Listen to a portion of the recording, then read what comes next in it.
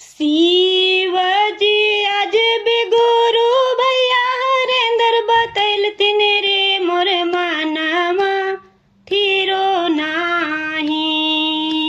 शिवजी आज भी गुरु भैया हरेंद्र बतैल तिन रे मोर मानमा थिरो नाही। शिव के गुरु बनई बन रे मोर मानमा थिरो नाही। शिव के गुरु बनई बन रे मोर मानमा थिरो नाही। शिव गुरु के आसन बैठे बन चराना धोलै बन रे मोर मानमा थिरो नाही। शिव गुरु के आसन बैठे बन चराना धोलै बन रे मोर मानमा थिरो नाही।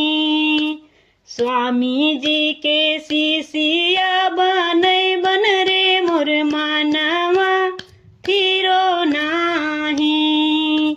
स्वामी जी के शिष्या बनई बन रे मोर मानमा थिरो नाही। सोने के थाली 56 रंग भोग भोग वाला गई बन रे मोर मानमा थिरो नाही। सोने के थाली 56 रंग भोग भोग वाला गई बन रे मोर मानमा थिरो नाही। सासू जी के शिष्या बनई बन रे मोर मानमा थिरो नाही।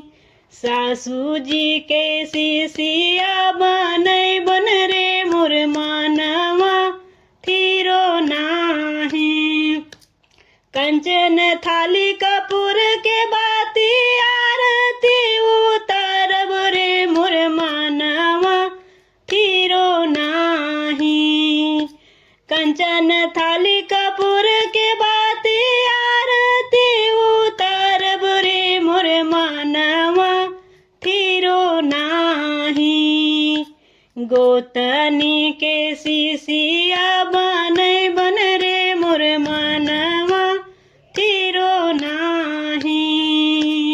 गोतनी के शिष्या बनई बन रे मोर मानमा थिरो नाही।